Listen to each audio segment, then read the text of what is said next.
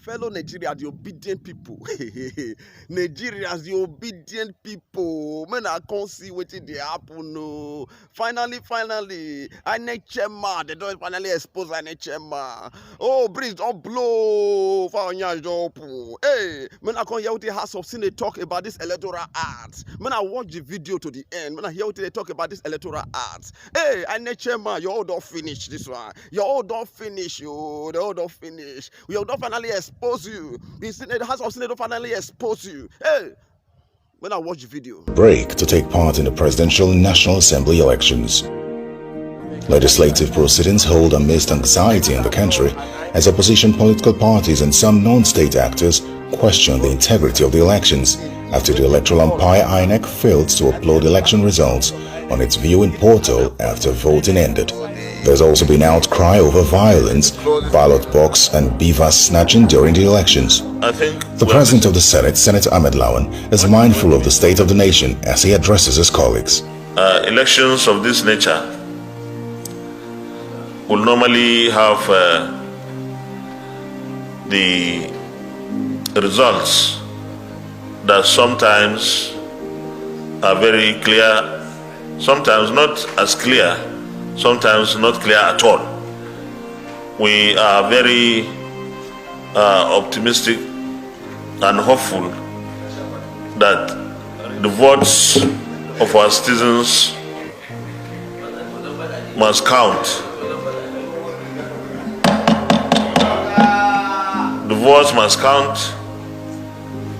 INEC in all the senatorial districts, federal constituencies, and across the country in various states must ensure that the votes of Nigerians count. People trooped out under sometimes extreme conditions to cast their votes. Those votes must count. Nigerians must be the sole determinants of who leads them, who represents them. With this very brief remark, I want to congratulate our colleagues who have won their elections. But I want to also say that for our colleagues who are not able to win in the way that we had hoped, this is not the end of the road for anyone. We have still so much roles to play in the running of our country. We have amassed so much experience here that any government would like to have our experience put into use, whether it is at this level or at the state level. But at this level is where our experience is largely needed. So we congratulate all of us because we have something that this country will always need. A federal lawmaker also draws the attention of the Senate to the controversies raised from the elections. The floor then opens for a debate. The provision on the transfer of result from PU is for the polling officers to snap the result announced at the PU and transfer same to INEC server upon availability of network, but not transmission in real time. This is the provision of the Electoral Act which we passed. That the Electoral Act and INEC guideline provide for the collation of results and final announcement to be done by the chief returning officers as far as the presidential election. That the Electoral Act provides for any person that is dissatisfied with the announced result to seek redress in the court and not to engage in any other unlawful action. This Senate is concerned with the various comments and action by individuals on the ongoing process of collation and announcement of presidential election. The Senate is worried of the potential effect of such comment and action to the peace, welfare, and progress of this country. The Senate is therefore urged to resolve to urge all political actors, leaders, and all Nigerians to remain calm, law-abiding, and allow the process of collation and announcement of the result of the presidential election held on 25th day of February 2023. The Senate should urge INEC to conduct its responsibility of collation and announcement of the presidential election in line with the guidelines for the conduct of the election. There is no doubt that as the upper chamber, we need to also have a voice in whatever is happening within the country. However, this process is still an ongoing process. It is on, it has not ended. And there is no serious crisis other than to ask the INEC to follow its own guidelines and the Electoral Act. Simple. There is no reason for us to play to the gallery or to pretend that we are holier than others. We should not ignite violence. No, I don't think there's anybody who suggested. Is for I us think you are on to the right just track. round it up. Nobody is going to ask everybody to maintain peace and order while we go through this process and finish it properly. Mr. President, most of us here, apart from a few of us who didn't contest elections, cannot sit in judgment in what is happening in Nigeria today. And we cannot interpret the law because we are not the judiciary. Mr. President, like you rightly pointed out, if we have to say anything at all, we should just appeal to Nigerians for calm while the proper thing is done. And INEC has to do the proper thing. Nobody can come here and tell us that the BVAS machine was not supposed to transmit results. It was supposed to transmit results direct, supported with a photograph of the result. And there is no way you can collate results without having your BVAS total in your server. In every collation point in Nigeria, there is a technology person that is stationed in the collation center, whose responsibility is to make sure that the BVAS numbers tally with the result numbers. And so if INEC sits down here and is reporting results without tallying it with the numbers in the VS, it's wrong. As a parliament and the upper parliament in this National Assembly, it is our duty to stabilize the polity by the pronouncements we make in the parliament, to calm the nerves, the frayed nerves of people that are agitated one way or the other as a result of the last election that just happened on 25th February. We are not here to make incendiary remarks here that will cause any disease. We are here to appeal to our people to follow the law. And we're asking all the agencies of government that are also involved in this electioneering to also ensure that they follow strictly sensu or what the law stipulates, both the Constitution of the Federal Republic of Nigeria, both the Electoral Act of 2022 amended, and the law. That's all you are saying here, so that the elections at the end of the day will come out of it. Anyway, it must come, once you go for election, it must go either one way or the other. And anywhere it goes that it doesn't, we have opportunity to go to law courts, the tribunal, to canvass and ensure that we right the wrongs. There are just three issues on this. One, accreditation and verification to be done by the BVAS. And in that case, it's real time. How is it real time? When you accredit, every time there is, maybe after getting like 20, 30 names, it's sent back to the back-end server. That is done clearly, which is completely different from where an election result, we are not voting electronically for that real-time effect of transfer to happen or transmission to happen. Transmission can only happen in the case of results after it has been published on the BVAS. How is it published? Like you having your phone and taking the picture and then send. So it's not real time. It's not real time. It's publishing. It's publishing. But it has been uploaded. It has uploaded automatically. It's there in the back end of server. Wait now, you want clarification and you're arguing. You want clarification and you're arguing. What are you arguing for? What are you arguing for? You want clarification. If you are not convinced with the clarification, go to court. Your Excellency. Please, Senator Ademi, you just walked in. Please. Your Excellency. Listen to what is happening. Your Excellency, we know that we are not in court to interpret what we have passed as a law. We have already passed that as a law. We are not a court to interpret. But INEC has the responsibility to give out a guideline. And they have not breached anything in the guideline. What I'm saying is that it's a simple process. And that process, after publishing, they send it to back-end servers. And when it is at the back-end servers of the INEC, it is at that point that INEC can decide now to publish it and put it on the IREP or not. And if they don't put it on the IREP, from what we have read so far, INEC have been attacked 160 times. 160 times. And nobody is making any issue about that. The Senate should not involve itself in even the call for calm. Time has not come. Please, you should remember, the elections have come, and in fact they have gone.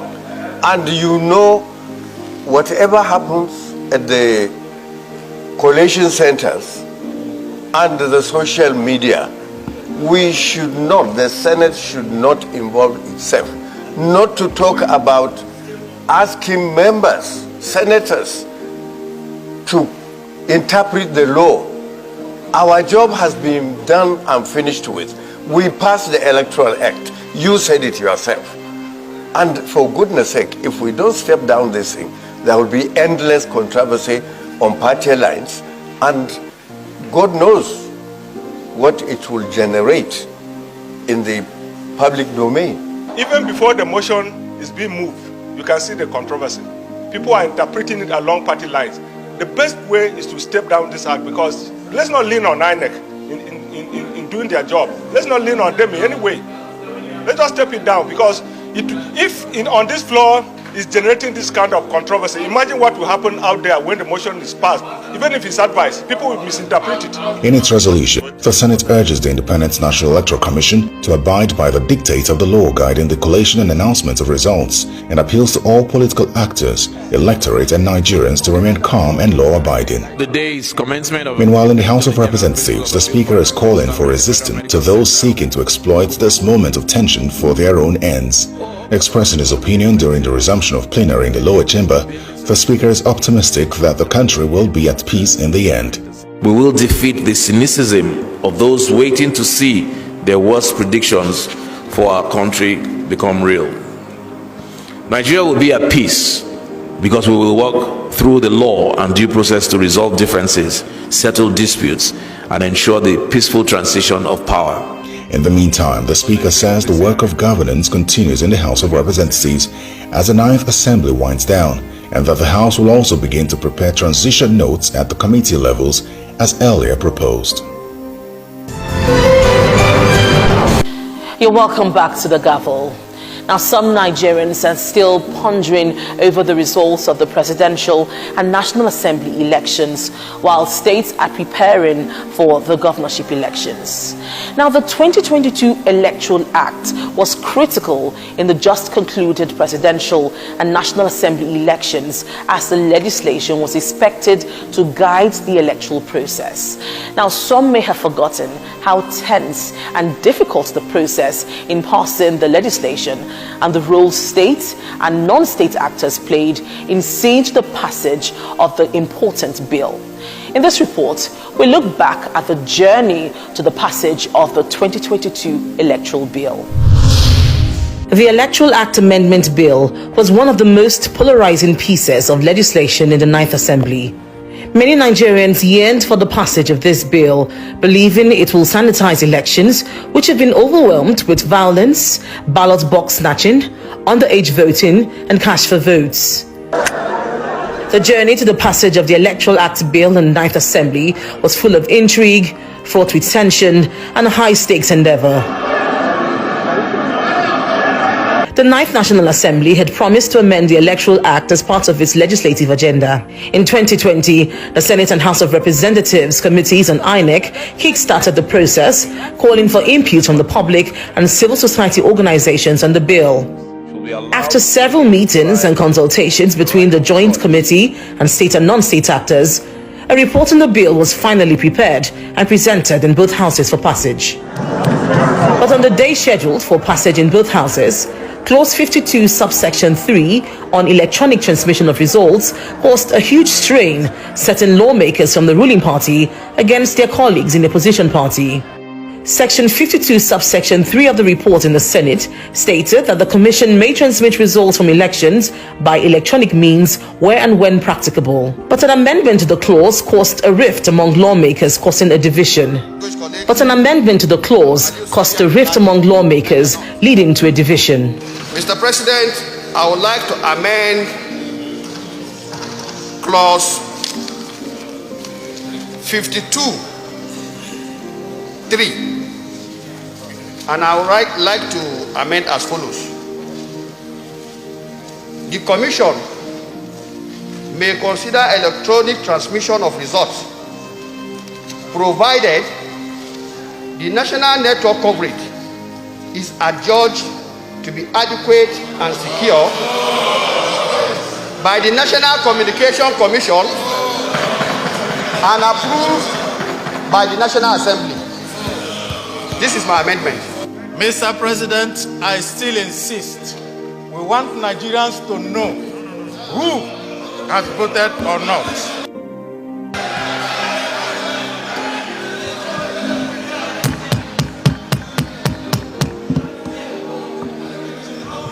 The votes were cast, counted, and the majority voted to amend Clause 52 by empowering the Nigerian National Communications Commission to determine the use of electronic means to transmit election results. So if you think we should retain what is here, you will vote yes. If you think what we have passed before the amendment of Senator Sabi, then you vote against this one. Is that clear? Yeah, put the question. Okay, I'll put the question. And the amendment, please, for the avoidance of doubt. For the avoidance of doubt, the way it is written here is the Commission may transmit results of elections by electronic means where and when practicable. This is the amendment. So if you don't want it, I will put the question now. Those in favor that clause 52(3) as amended by Senator Basi Akpan, say aye. Those against say nay. The nays have it. The consideration of the Electoral Act Amendment Bill, particularly Clause 52, was more acrimonious in the House, prompting the Speaker to invite the Nigerian Communications Commission and the electoral umpire INEC to speak on their preparedness to transmit election results electronically. It's only 3G that could give that kind of cover. I mean, that could give that kind of transmission. Okay. In full, I mean. Okay, so yes. Only 3G yes. can adequately transmit. Yes, only 3G. Yes, the polling units that fell under 3G coverage. Let's just say the stations that had 3G coverage came to about 50%. The House eventually passed the bill and retained Clause 52, which empowers INEC to decide on the best means to transmit election results. But 3 months later, on October 12, 2021, the Senate made a U-turn and gave INEC free rein to determine the procedure of transmission of results during elections.